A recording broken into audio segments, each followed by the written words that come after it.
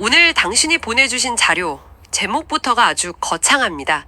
인류 주식혁명 보고서라니 우리가 매일 먹는 이 밥이 사실 현대인의 질병을 일으키는 주범일 수도 있고 또 동시에 그 해결의 열쇠까지 쥐고 있다는 굉장히 도발적인 주장을 담고 있더라고요. 우리가 믿어온 상식의 뒤통수를 치는 내용이라서 한번 제대로 파고들어 봐야겠습니다. 네, 맞습니다. 이게 단순히 몸에 좋은 음식 드세요 같은 그런 캠페인성 이야기가 아니에요.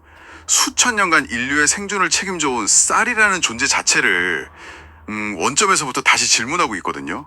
특히 지난 100년 동안 우리 식탁이 어떻게 망가졌는지, 그리고 그 중심에 있던 쌀마저 왜 우리를 배신하게 되었는지를 아주 신랄하게 분석합니다. 배신이라니. 네, 그리고 여기서 그치지 않고 최첨단 과학기술로 이 쌀을 어떻게 재설계해서 우리 몸에 가장 강력한 아군으로 되돌릴 수 있는지 그 구체적인 청사진까지 제시하고 있습니다. 듣고 보니 거의 SF 영화 시나리오 같은데요. 자, 그럼 먼저 이 보고서가 지적하는 문제의 시작점부터 짚어보죠. 원래 쌀은 인류에게 뭐랄까 축복과도 같은 존재였다면서요? 맞습니다. 수천 년간 쌀은 완벽한 에너지원이었습니다. 우리 몸에 가장 잘 맞게 진화해 왔고 소화도 잘 되고 다른 곡물에 비해 필수 아미노산 함량도 높았죠. 인류 문명의 동력이었다고 해도 과언이 아닙니다. 그렇죠. 보고서는 진짜 문제가 산업화 이후, 특히 최근 100년이라는 아주 짧은 기간에 집중적으로 발생했다고 지적합니다. 그 첫 번째가 바로 밀가루의 역습입니다. 역습이라니 표현이 재미있네요. 쌀의 자리를 미리 빼앗았다, 뭐 이런 뜻이겠죠? 정확합니다. 가공하기 쉽고 대량 생산에 유리하다는 그 상업적 논리 때문에 밀가루가 전 세계 식탁을 점령해 버린 거죠.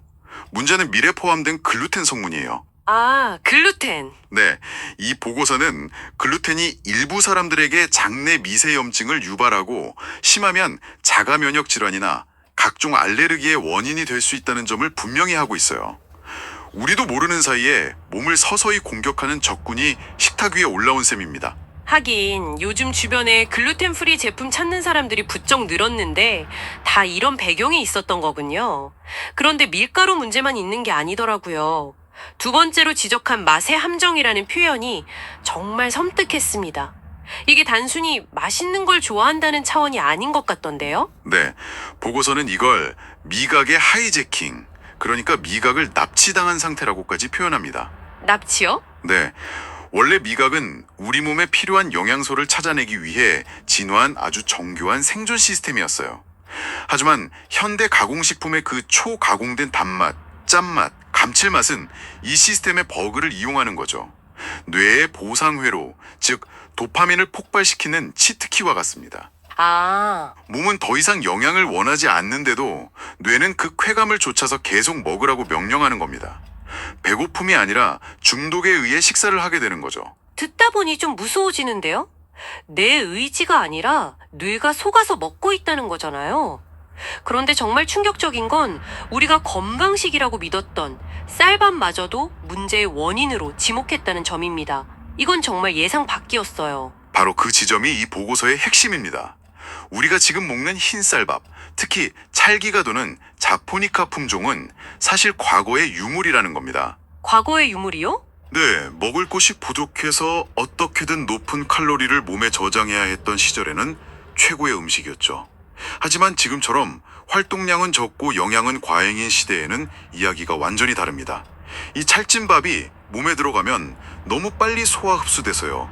혈당을 급격하게 치솟게 만드는 혈당 스파이크를 일으킵니다. 아, 그 혈당 스파이크가 마치 롤러코스터 같다고 하잖아요. 혈당이 확 올랐다가 뚝 떨어지면서 금방 다시 배고파지고 몸은 피곤해지고. 바로 그거죠. 이게 반복되면 당뇨나 대사증후군으로 이어지는 거고요. 결국 좋은 음식이었던 건 맞지만 시대가 변하면서 우리 몸과의 궁합이 완전히 틀어져 버린 거군요. 맞습니다. 이런 상황인데도 쌀은 건강에 좋다는 막연한 믿음만 남아있으니까 사람들은 차라리 밥을 끊어버리는 극단적인 선택을 하게 됩니다. 그러니 쌀 소비는 계속 줄고 남는 쌀을 처리하느라 정부는 매년 막대한 세금을 쏟아붓는 악순환이 반복되는 거고요. 보고서는 이걸 땜질식 정책이라고 아주 강하게 비판합니다. 듣다 보니 좀 암울해지네요. 밀가루의 자극적인 맛에 심지어 우리가 믿었던 흰쌀밥에까지 배신당한 셈이니까요. 이 보고서가 여기서 그냥 문제 제기만 하고 끝나지는 않겠죠. 뭔가 대안이 있을 것 같은데요. 물론입니다. 이 보고서의 진정한 가치는 바로 이 지점부터 드러납니다. 아주 대담하고 과학적인 해법을 제시하는데요. 이름하여 건강 수명 연장을 위한 제2의 쌀 분식 장려 운동입니다. 제2의 쌀 분식 운동이요? 네, 과거 70년대 식량 부족을 해결하기 위해 밀가루 음식을 장려했던 국가 정책을 이제는 정반대로 국민 건강을 위해 과학적으로 설계된 새로운 쌀을 장려하는 방향으로 전환하자는 겁니다. 와, 판을 완전히 뒤집자는 이야기네요. 구체적으로 어떤 방법인가요? 네, 지금 우리가 주로 먹는 자포니카 품종 대신 고아밀로스 품종의 쌀로 아예 판을 갈아야 한다고 주장해요. 이게 모든 해결책의 시작점이자 과학적 토대입니다. 고아밀로스. 이름이 좀 어렵네요. 그게 정확히 어떤 원리죠? 아밀로스가 높으면 왜 혈당이 천천히 오르는 건가요? 아주 좋은 질문입니다.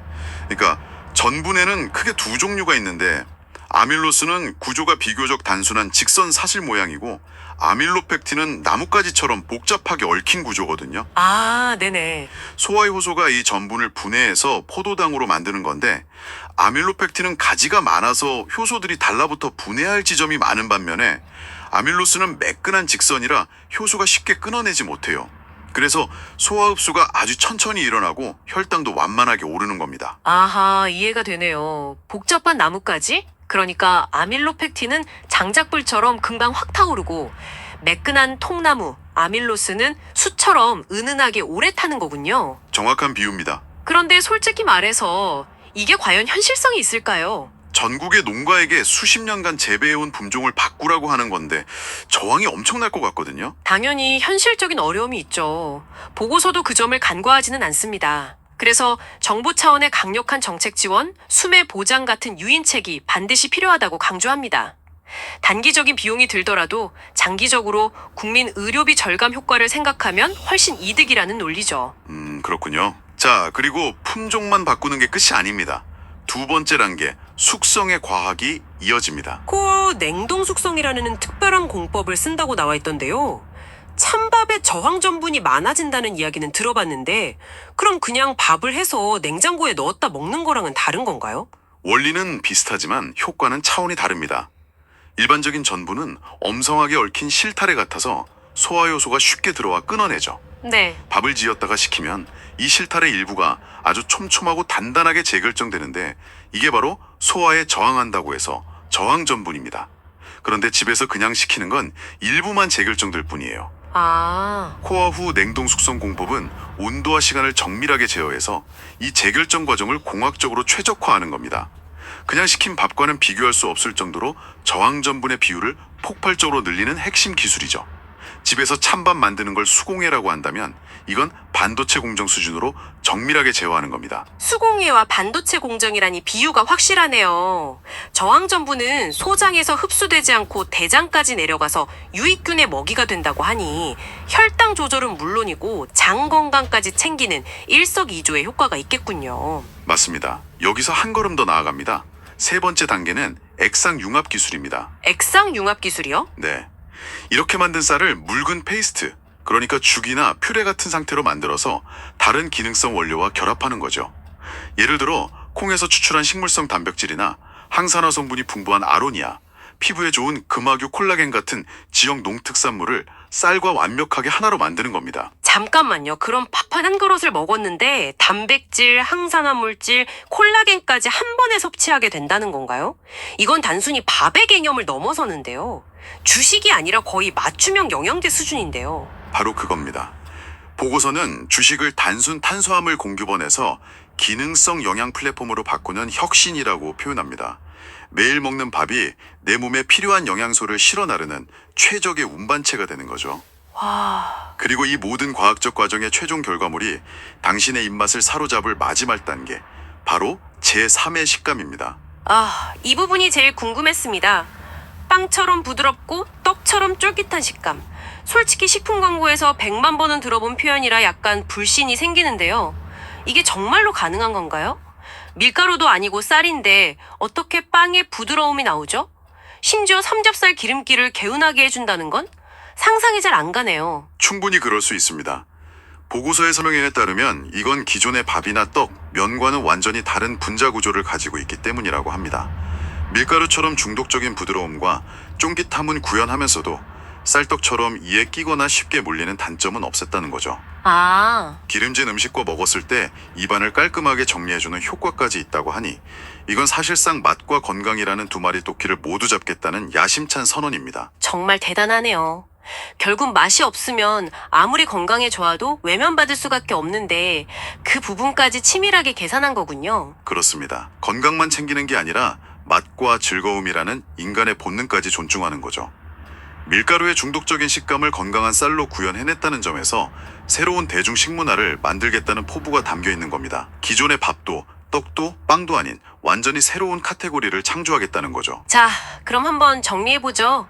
오늘 우리가 살펴본 이 보고서는 한때 인류의 축복이었지만 현대에 와서 건강에 적이 되어버린 쌀을 과학의 힘으로 완벽하게 부활시키자는 거대한 프로젝트 제안서 같습니다. 네, 그렇죠. 와밀로스 품종 전환으로 혈당 스파이크를 막고 냉동 숙성으로 저항 전분을 극대화하고 액상 융합으로 영양을 더하고 마지막으로 제3의 식감으로 맛까지 잡는다.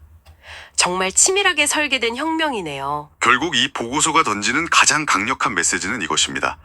건강을 위해 새로운 습관 100가지를 만드는 것보다 인류가 수천 년간 유지해온 가장 강력한 습관인 밥 먹는 행위 그 자체를 해킹하자는 겁니다. 아, 습관 자체를요? 네, 가장 저항이 적은 길로 들어가서 가장 큰 변화를 만들자는 아주 영리한 접근법인 셈이죠.